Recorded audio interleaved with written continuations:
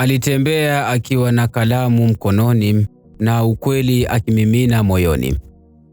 Aliishi Nyamira, katika milima laini, barabara za vumbi, maduka madogo na maisha ya kawaida ya watu. Lakini yeye aliweza kuona yale ambayo wengine walipuuza. Makubaliano yaliyofanya nyuma ya milango iliyofungwa, pesa za umma zilizopotezwa, madaraka yaliyotumika vibaya.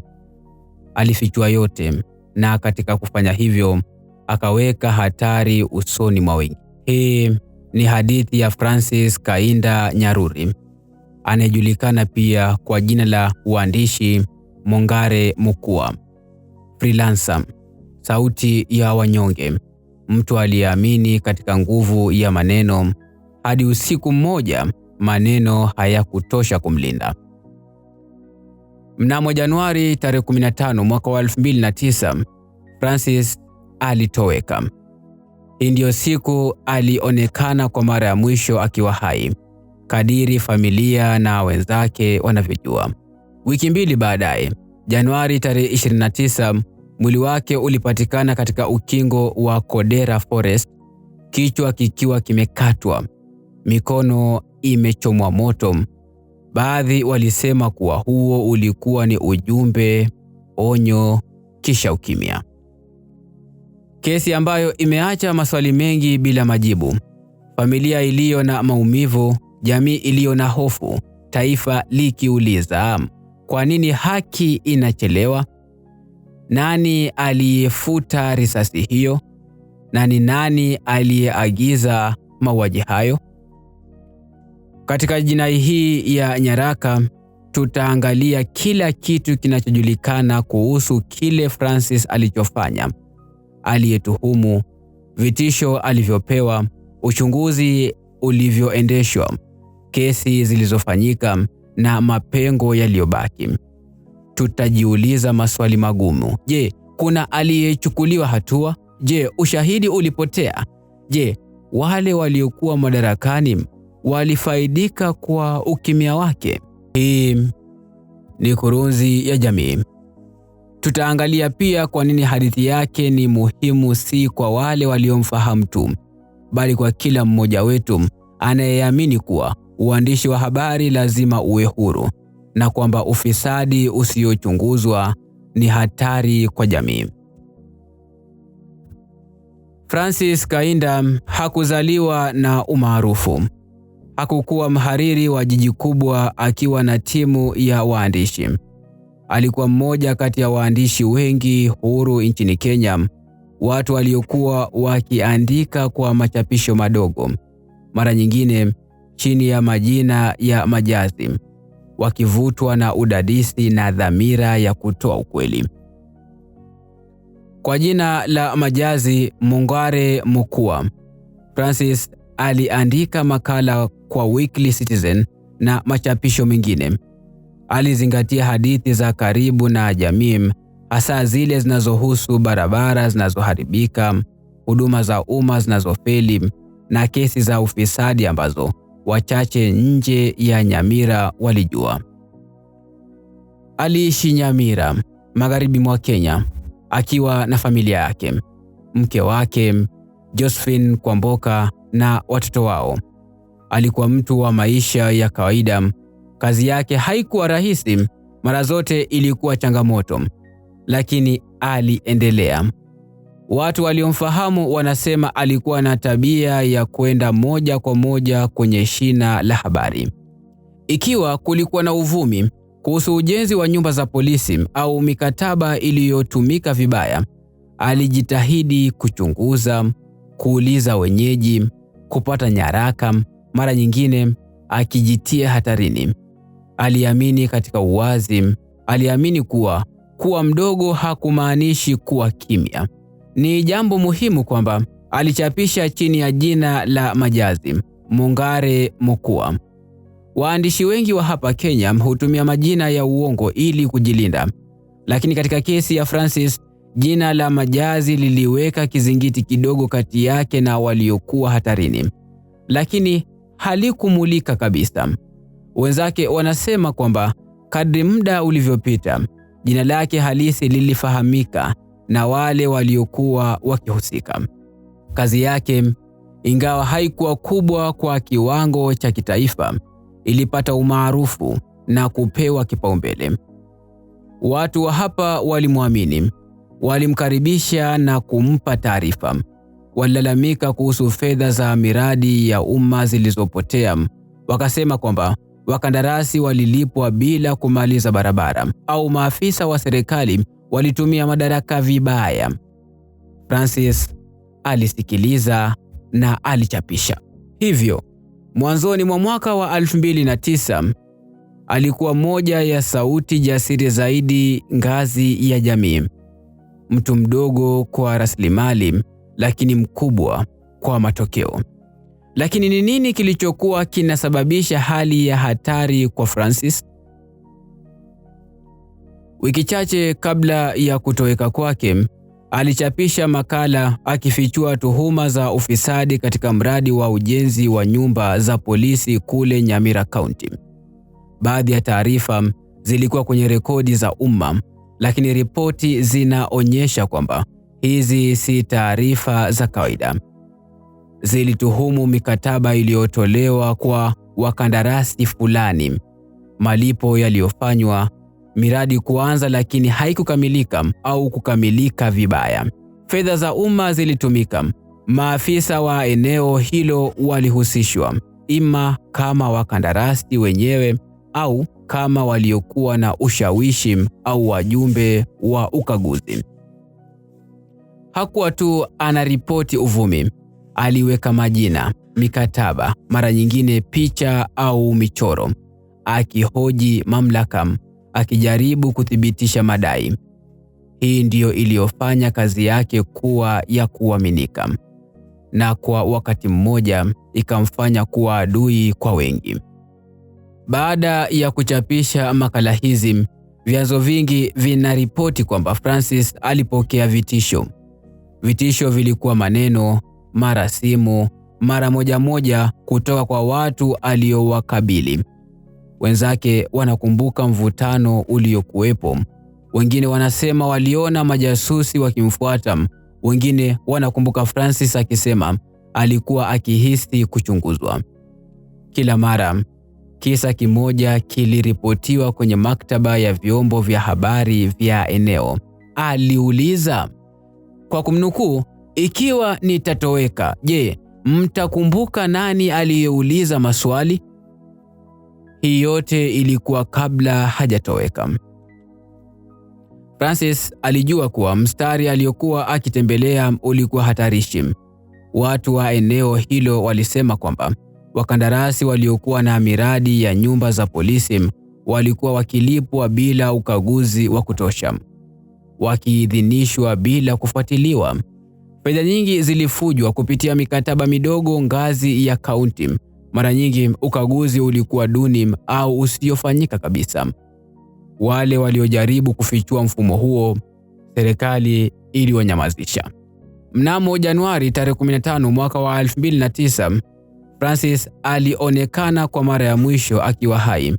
Alikuwa anaendelea na shughuli za kila siku, labda kununua vifaa vya ujenzi, labda kutembelea informers wake au kufuatilia taarifa alizopata. Kulingana na familia yake, simu yake ya mwisho ilipigwa asubuhi hiyo, kisha hakuonekana tena. Hakuna kilichothibitishwa cha kumpata baadaye siku hiyo. Familia yake ilianza kuwa na wasiwasi. Wenzake walijaribu kuwasiliana naye. Siku zikapita bila jibu. Kisha Januari tarehe 29 mwaka wa 2009, siku 14 baadaye, mwili wake ulipatikana katika mwamba wa Kodera Forest. Msitu huo ulikuwa mnene, mbali na watu, na mwili ulitambulika na mke wake kule Kisii Hospital. Hali ya mwili ilikuwa ya kikatili. Kichwa kilikatwa, mikono iliyofungwa, haikuvumilika. Maelezo hayo ni ya kutisha. Kuondolewa kichwa kulionekana kama kitendo cha ishara, jaribio la kumfanya asipatikane tena. kutuma ujumbe wa hofu. Uchunguzi huu uliwasha hisia kali katika taifa na jamii ya waandishi wa habari nchini Kenya. Vikundi vya uhuru wa vyombo vya habari vililaani mauaji hayo mara moja. Jamii ya waandishi na mashirika kama MCK, CPJ, Reporters Without Borders, RSF na UNESCO walitoa taarifa wakitaka uchunguzi wa haraka na uwazi. Umma wa Kenya na vyombo vya habari vilidai haki.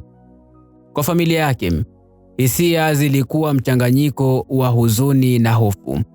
Mke wake, watoto wake walishuhudia zaidi ya kupoteza mmoja wa familia. Walishuhudia jinsi kisa chake kilivyokuwa kichwa cha habari, kuzungukwa na uvumi na dhana zisizo na mwafaka.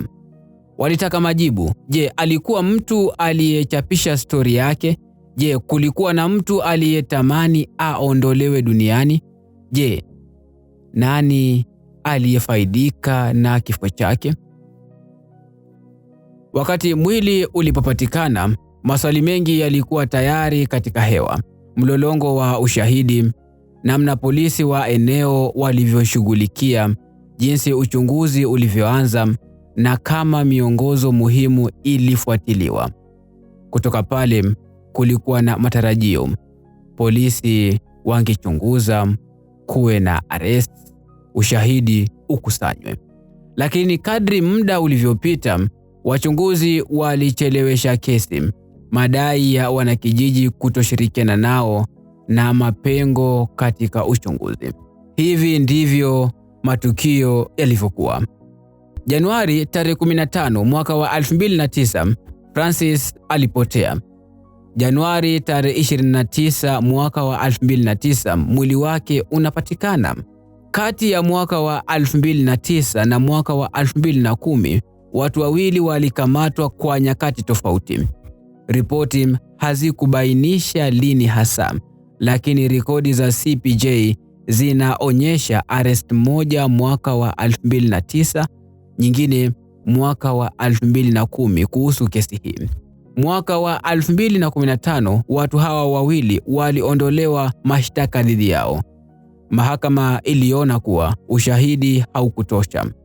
Masuala yaliibuliwa, ikiwa ni pamoja na ucheleweshaji wa uchunguzi na mwitiko wa polisi. Familia na marafiki wanasema kwamba mara baada ya Francis kutangaza kuwa amepotea, polisi walichukua hatua za polepole. Baadhi ya wanajamii wanasema kwamba kwa sababu Francis alikuwa mwandishi wa eneo la kijijini, au kwa sababu uhalifu huu ulifanyika mbali na jiji, kulikosekana dharura ya uchunguzi wa haraka. Kwanza, ukosefu wa rasilimali za forensic katika uchunguzi wa tukio hili, nyaraka za uchunguzi wa mwili, ushahidi wa DNA, vifaa vilivyotumika kufunga mwili, alama za vidole, kani za eneo, kila moja ikiwa muhimu kuthibitisha kama mwili ulisafirishwa baada ya mauaji, vilikosekana au havikufanyiwa uchunguzi wa kina. Vyanzo vya umma vinaonyesha kwamba ushahidi huu uliokusanywa mara nyingi haukutolewa hadharani au kuwasilishwa vizuri. Pili, vitisho na hofu vya mashahidi. Vyanzo vya eneo hilo vinasema mashahidi walikuwa na hofu kubwa. Wengine walisema waliambiwa wasiongee. Wengine waliamini kuwa kuzungumza kunaweza kuwatia hatarini. Hii si kawaida katika kesi zinazohusisha makosa ya maafisa wa serikali. Tatu, mlolongo wa ushahidi na uvujaji wake. Maswali yalianza kuibuka. Je, ushahidi uliokusanywa ulilindwa vyema? Je, faili za polisi zilikosekana au kuharibiwa? Je, rekodi za wanakandarasi zilihifadhiwa? Je, rekodi za simu zilipatikana na kudumishwa kwa usahihi? 4. Changamoto za mashtaka. Watu wawili waliokamatwa walikabiliwa na mashtaka, lakini pale kesi ilipoletwa mahakamani, ushahidi ulibainika kuwa dhaifu. Mashahidi wa moja kwa moja walionekana kutokuwa waaminifu au nia ya kujiondoa kwenye kesi. Nyaraka muhimu zilikuwa hazipo na upande wa utetezi ulihoji usahihi au uaminifu wa ushahidi. 5. Hukumu ya kufunga kesi. Mwaka wa 2015, mahakama iliwaondolea hatia wale waliotuhumiwa. Uamuzi huo unaonyesha kwamba upande wa mashtaka haukufikisha kiwango cha beyond reasonable doubt, kizingiti kikubwa katika sheria ya jinai. Kwa waangalizi wengi, matokeo haya yalisababisha wasiwasi. Je, uchunguzi ulikuwa na mapengo au kulikuwa na ushawishi, ufisadi au hofu iliyovuruga kesi? Kwa familia ya Francis, hii haikuwa mwisho, bali kuendelea kwa kusubiri majibu. Baada ya kugunduliwa kwa mwili, maafisa wa sheria walikamata washukiwa wawili. Majina na nyaraka zao tofauti katika vyanzo vya umma hazikutajwa kwa uthabiti kila mara. Walitozwa kwa kuhusika katika mauaji ya Francis. Baada ya kupatikana bila hatia, kulikuwa na kukatishwa tamaa kwa umma. Familia ilisema kwamba itaendelea kutafuta haki.